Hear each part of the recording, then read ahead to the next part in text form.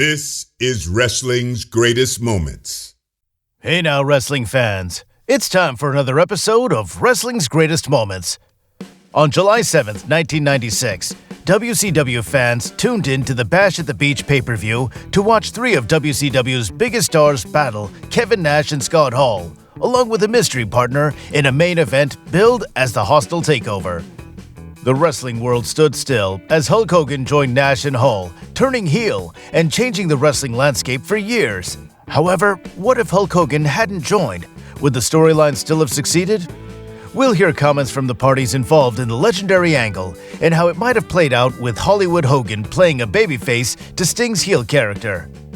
Sit back as Wrestling's Greatest Moments looks at Bash at the Beach 1996, the birth of the NWO Part 3.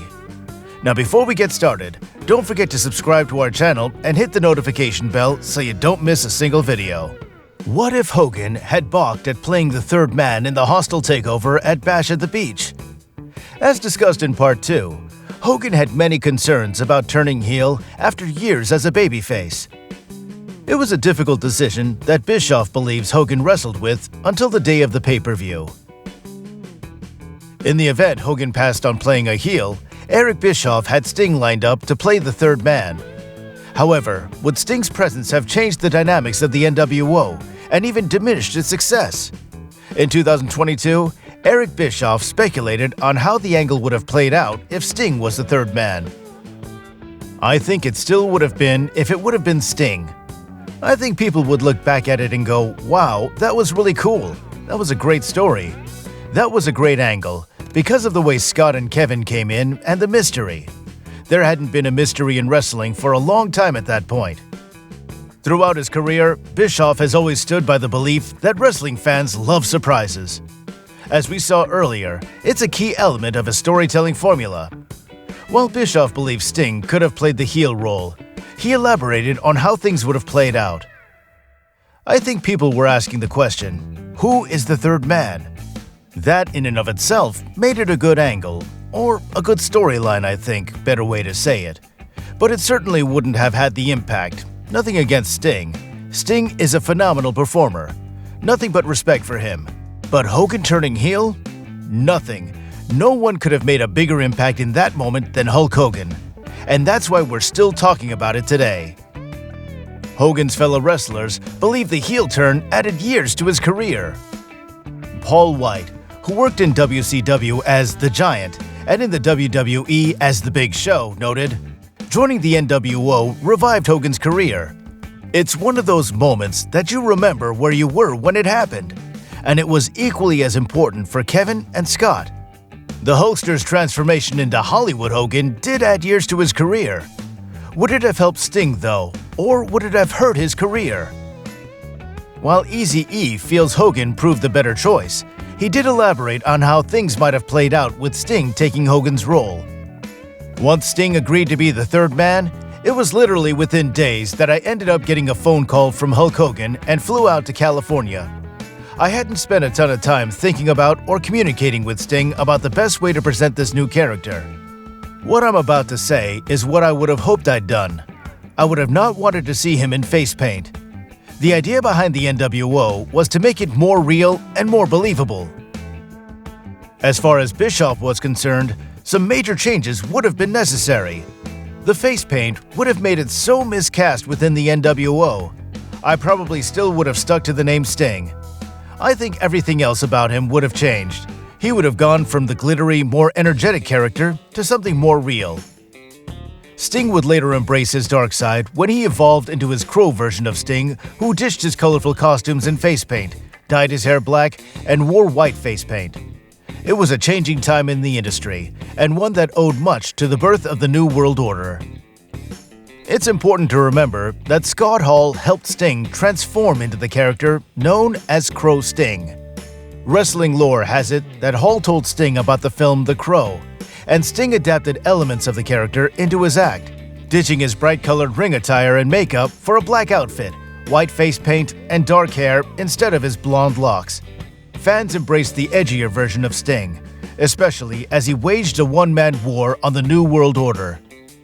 Could Sting have pulled something similar off by playing an edgier Crow-inspired character, but one who was a heel?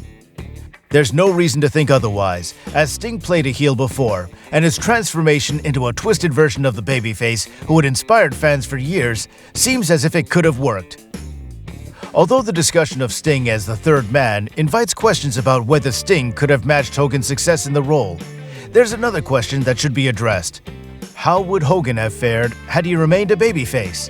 By 1996, Hogan's babyface act was wearing thin with some, but not all, fans. Hogan teased embracing a darker character occasionally, but nothing materialized until his eventual full-blown heel turn. There are two major questions to ask. 1. Could Hogan have competed against the New World Order?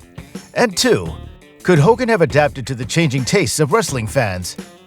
The first question is important because the Bad Boys in black and white proved popular with fans, as the idea of the cool heel was becoming more common. Fans might have dialed up the boos for the traditional red and yellow clad Hulkster. However, what if Hogan switched up his persona, much as Sting had when he set his sights on the New World Order? While we'll never know, this is a subject full of potential, and wrestling's greatest moments will explore it in a future video. While Sting's success as the third man is open for debate, what transpired with Hogan as the third man is undeniable. Indeed, WCW's incredible success with the NWO had many fans believing the WWF's demise was now inevitable. Unfortunately, the New World Order proved to be the WCW's worst enemy behind the scenes as well as on screen. Wrestling's tendency to overexpose a hot angle was never more apparent than when the New World Order took off. WCW turned an elite group into a who's that of wrestling. Simultaneously, it tried to capitalize on the group's popularity by holding an NWO exclusive pay-per-view, Sold Out, and seriously contemplating turning Nitro into a show built around the Bad Boys in the black and white. Ultimately, WCW found a way to cook its golden goose. It didn't help that the New World Order usually made WCW's wrestlers look like enhancement talent. As noted in the book Wrestling's Greatest Moments, an often overlooked reason for the NWO's demise was that their opponents never got any payback.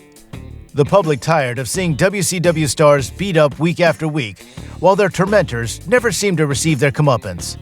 The NWO's biggest stars were definitely over, but there were still plenty of WCW fans, people who wanted to see the stars of the home team, Lex Luger, Sting, the Four Horsemen, and others, get their pound of flesh.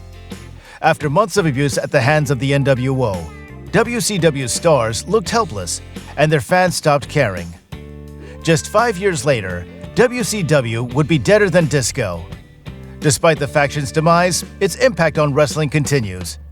On July 7, 1996, Hulk Hogan's heel turn and the subsequent formation of the New World Order launched professional wrestling into the pop culture stratosphere, making it mainstream again.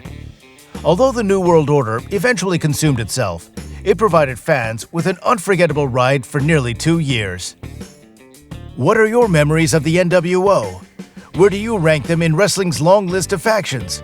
Share your thoughts in the comments section and let us know if there are any videos you'd like wrestling's greatest moments to cover. In the meantime, subscribe to our channel, follow us on Twitter and Instagram, and spread the good news about wrestling's greatest moments, the channel that celebrates the squared circle.